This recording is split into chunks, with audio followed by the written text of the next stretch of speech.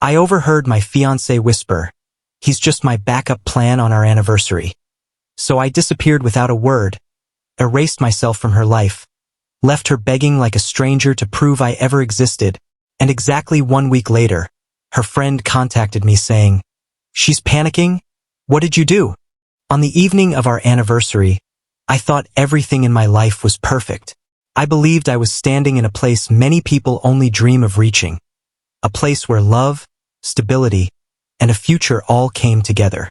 I was 32 years old, engaged to the woman I believed was the love of my life. We had been together for 3 years and engaged for 6 months. I had spent weeks planning that night to make it special. I reserved a table at her favorite restaurant, arranged for a bottle of wine that cost more than my monthly car payment, and I truly believed that night would be a memory we would treasure forever. But things changed that morning when she told me she felt sick. She said she had food poisoning and suggested we celebrate at home instead. I agreed without a second thought, wanting only to spend the evening with her, never knowing that the decision would open the door to the darkest truth I had ever heard. I was in the kitchen that evening, lighting candles for the dinner I had prepared, when I heard voices coming from the balcony. The sliding door was slightly open, letting their conversation carry through the evening air. She was outside with her best friend, who had stopped by earlier with flowers and congratulations.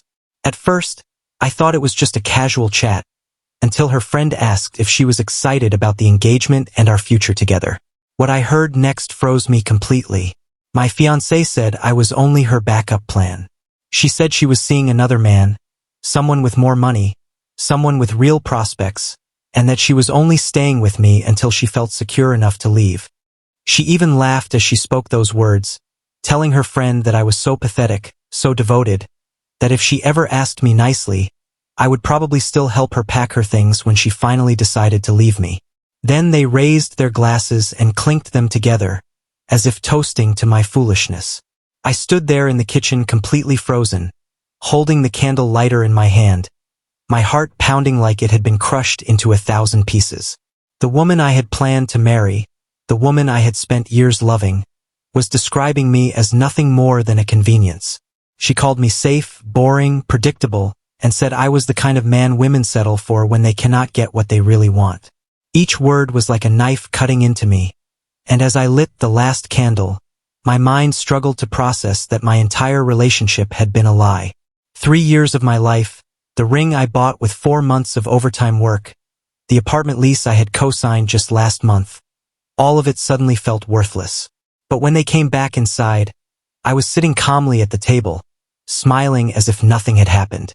I even asked her friend if she wanted to stay for dinner since there was plenty of food. My fiancé looked surprised by how normal I was acting, but I saw a flicker of relief in her eyes. She truly believed she had escaped without me knowing anything.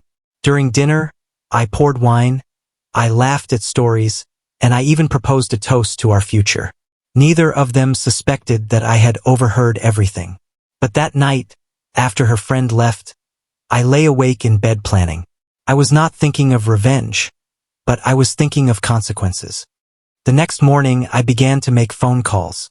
My first call was to the wedding venue, and I canceled with a believable story about family illness. Then I contacted the caterer, the photographer, and the florist. Each cancellation cost me fees, but I preferred losing money over losing my dignity. Then I called my bank.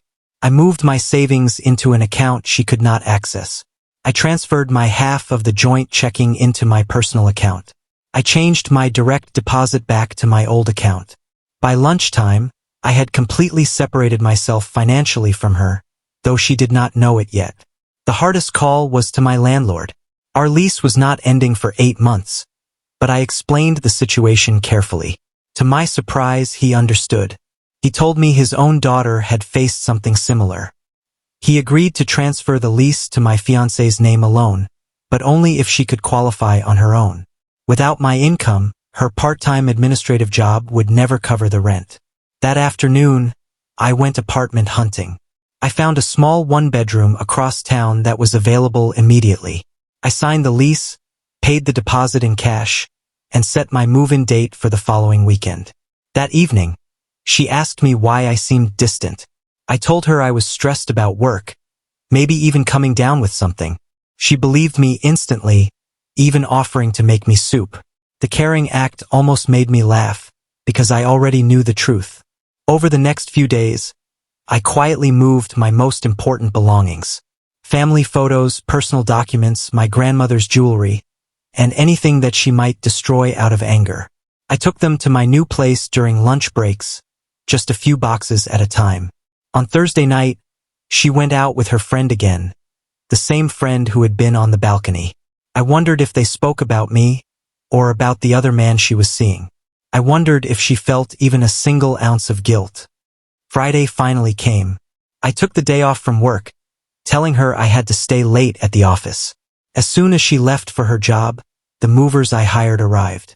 They were professional, efficient, and discreet. Within 4 hours, they had packed and moved all my belongings into my new apartment. I took nothing that did not belong to me. I left all of her possessions exactly where they were. I did not steal, break, or leave angry notes. I only took what was mine. My clothes, my books, my furniture, my life. The only thing I left behind was the engagement ring placed on her pillow, where she would find it immediately. No explanation, no goodbye letter. Just silence. I knew she would be smart enough to understand what happened. When I finished unpacking the first boxes in my new apartment, my phone began to buzz repeatedly. Her name appeared over and over again, but I declined every call. Then the text messages started. First they were confused, then angry, then desperate. She asked where I was, why my things were gone, and why I was ignoring her. I turned off my phone and spent the weekend in peace for the first time in years. On Monday morning, I finally received the call I had been expecting, but it was not from her. It was from her best friend, the same one who had been on the balcony that night. She called my work number, and the first thing I noticed was how frantic her voice sounded. She asked if I could spare a moment to talk, and then she said something that made me smile for the first time in a week. She told me that my fiancé was panicking, completely out of control, and then she asked me the question that made everything worthwhile. What did you do? I pretended I did not understand. I told her I had been busy with work, that I had not spoken much to my fiancé over the weekend, and I even asked if there was something I should know. Her silence lasted so long that I thought she might have hung up. Finally, she said that my fiancé seemed scared, like something terrible had happened, and she wanted to know if we had fought. I played dumb perfectly, saying that everything was fine as far as I knew. I asked if I should be worried. She did not know how to respond. She knew I knew something, but she could not prove it. She ended the call by saying it was probably nothing. When I hung up, I smiled again, feeling more peace than I had in years. That afternoon, I received a text from an unknown number. It was her using her friend's phone. She begged me to call, said there had been a misunderstanding, that she could explain everything if I would just talk to her. I deleted the message without replying. By Tuesday, she was waiting in my office lobby, refusing to leave until security escorted her out. That evening, she waited by my car, her hair a mess, her eyes red like she had not slept in days. She grabbed my arm, pleading, asking what she had done wrong. I looked at her with a blank expression, the kind you would give a stranger on the street. I told her I did not know who she was. Her face went pale with confusion. She tried to show me photos of us together on her phone, and I responded calmly, saying those must have been old pictures, ones I did not remember. I suggested that maybe she should seek help for her memory. The horror in her eyes was exactly what I wanted to see. Her friend called again on Wednesday, but this time her voice was filled with anger. She accused me of playing games, of hurting someone who loved me. I let her vent before telling her she must have the wrong person because I had never been engaged and never lived with anyone. She hung up on me, furious and confused. On Thursday, the real twist arrived. My fiancé's other man, the one she had been seeing behind my back, finally left her.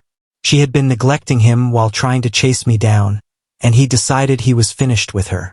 Her friend called to tell me this, probably hoping I would feel sorry for her, but I just listened quietly.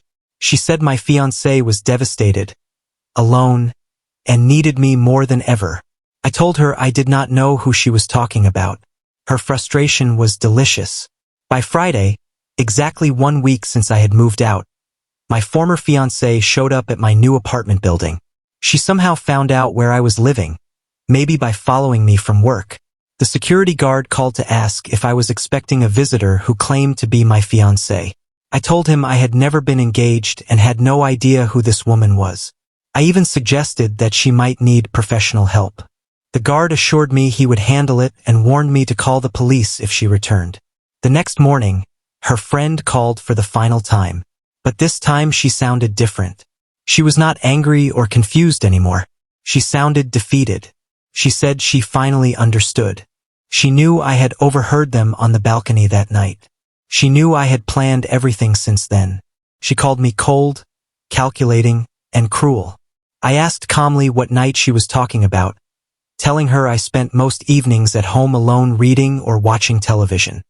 She tried to push, tried to get me to admit it, but I never did. Finally, she laughed, the kind of laugh people do right before they cry. She said she realized why I was doing this, and that maybe she deserved it for helping her friend keep secrets from me. But then she begged me to consider the damage I was doing, saying that her friend was completely destroyed. I politely asked what secret she meant, even offering to give her the number of a mental health hotline. She hung up without another word. A month passed, and the calls finally stopped. The visits stopped too. It seemed she had finally accepted that her backup plan was gone forever. One afternoon, I ran into her by chance at a coffee shop. She was sitting with another man, not the same one as before. Someone new, probably another backup plan. When she saw me, her face turned white.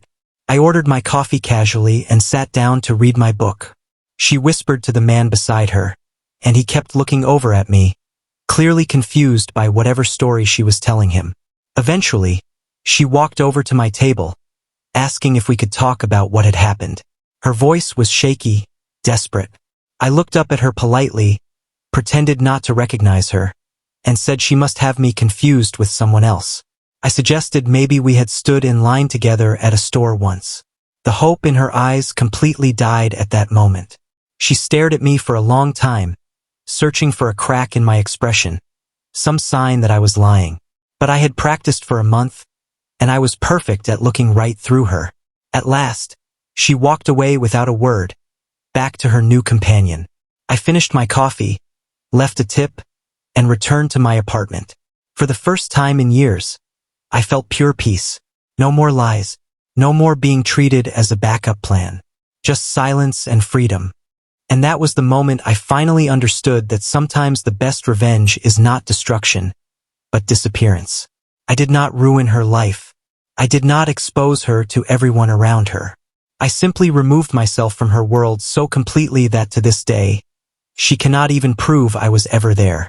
She wanted me to be her safety net, her sure thing, her backup plan. Instead, I became nothing at all, a ghost who walked away without a sound. She lost the security she thought she could count on, and that was enough. Like and subscribe if you believe walking away in silence can sometimes be the strongest revenge.